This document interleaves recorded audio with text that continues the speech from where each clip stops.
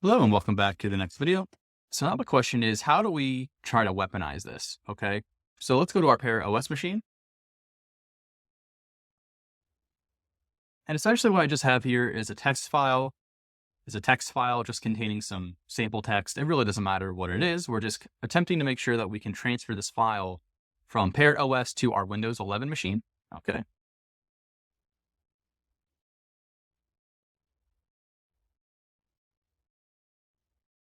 So what we can do is start a simple HTTP server here. And what we want to do from our Windows 11 host is to grab this file and place it in a given directory. Okay. So to do that, let's work with it a little bit in the context of the PowerShell command line. Okay. So to download a file via PowerShell, we could use something called invoke web request. And how this works is you can give a URI. And this is the IP address of our Parrot OS machine. Okay. Remember, it's on a different port than just 80 or 443. Okay. So we're on port 1000 and we want that test.txt file. And let's say we want to place this file in a more obscure directory that we could then refer to later. Okay.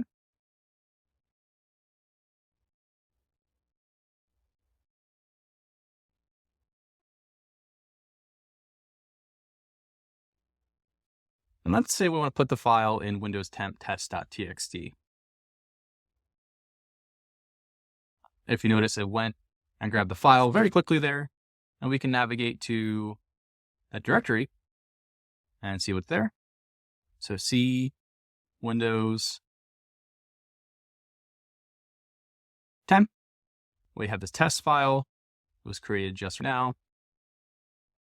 And if we look, we can see the bad code text here. All right. So this essentially is a proof of concept code on how we can download a more malicious dropper. Okay. So what we can do, just to make sure this is working how we want it, is let's delete this test file here. And let's insert this into our PowerShell code. And to make this easier to see, I'm going to word wrap this. All right. So we should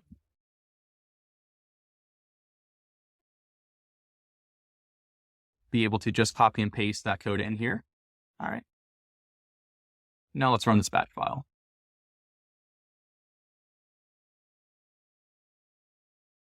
All right, it executed. And let's see here. And there we go. Okay. So now this is another iteration of our proof of concept code for our bat file.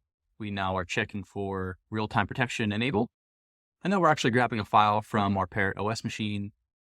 It's just a text file right now, but it's not something that's overtly malicious. Okay. But we're going to change that.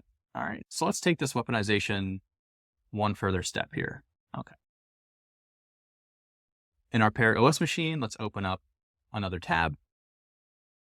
And what we're going to do is create some PowerShell code that, when executed, will create a return shell for our Parrot box.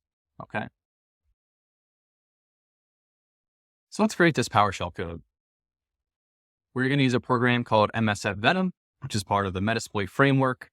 This is a tool that you can create all kinds of payloads for different kinds of operating systems, web shells, architectures. For our scenario, we're just going to use the reverse PowerShell payload. Okay.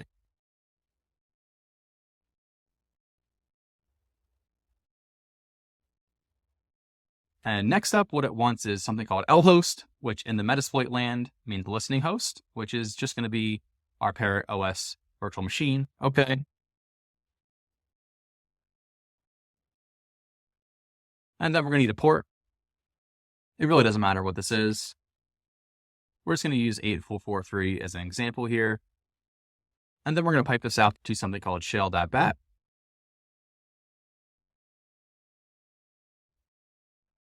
Okay, so if you notice here, we now have a shell.bat file. If we look at it, we can see a bunch of PowerShell written in here. Okay. and this file is now being hosted on our server. All right.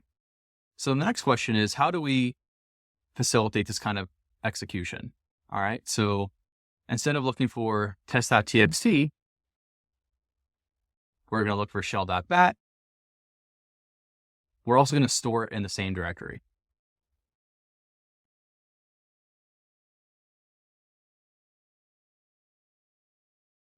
Before we do anything further, let's save this, run it, and make sure we see a shell.bat file sitting in here. Okay.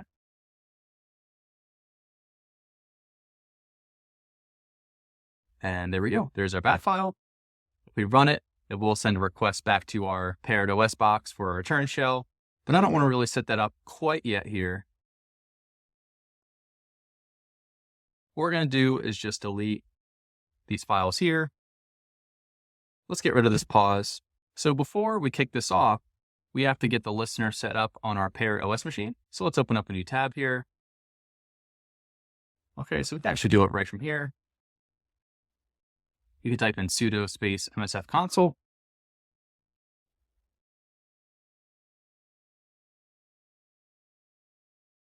And this will start up the Metasploit framework.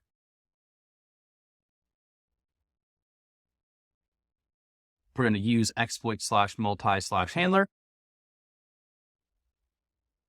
You can type in options and see the different settings that you have to configure. We have to set a host and port. All right.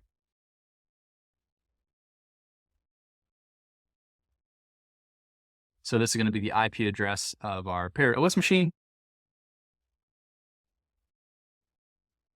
And we're going to do the out port of whatever we configured via MSF Venom. Okay. If you remembered, we used 8443 as our port, so we can set that. So at this point, Metasploit is fully ready to receive a connection from our Windows 11 box. All right. The question is now, how do we go about executing it? All right. So we're running our check. We're grabbing the file. We now have to execute it. Okay.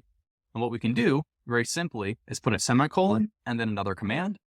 That's how in PowerShell you could do multiple commands on a single command line. Okay. So what we can do is just copy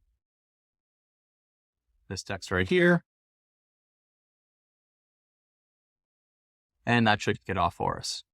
All right. So pretty simple. Key point here being, if there's multiple commands you're going to run, you're going to need a semicolon to separate those commands out. Okay. So let's run this batch file. All right. And now back to our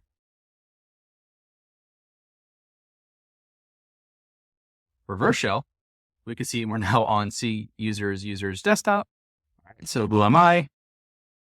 We are the user. And you can see the host name of our Windows 11 machine. Okay. And you can run commands in here just as if you were on cmd.exe on the Windows 11 machine. So this is essentially our first attack. All right. But we're not quite done yet. What I want to do next is make this a little sneakier. As an attacker, we don't like sending bat files over the network. We want to send something more generic like a text file. Okay. We can do that. First, what we want to do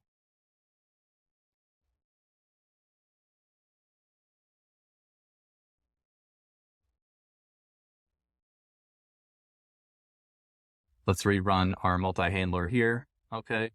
But let's go back to our server. So we essentially want to make this shell.bat just a text file. So what we can do is open a new tab, do mv for move, and rename shell.bat to shell.txt. Okay. And now what we're going to do is edit our script here. So instead of shell.bat, we're actually grabbing shell.txt, but we're saving it as a bat. Okay. And this is a very simplistic example of an attacker obfuscating their activity. Okay. So the key point here is they're grabbing data in one way and then saving it and executing it in another way. Okay. So let's save this And let's execute this again. All right. Now let's go back to our handler. And we can see another session opened. And we still have command line activity. But the key point here is the only interaction that happened over the network is via text files. Okay. And at this point, we have both set up our attack and performed it just by the nature of us creating the POC code and going through this whole iterative process of starting with get MP computer status and then getting return shell on our box. Okay.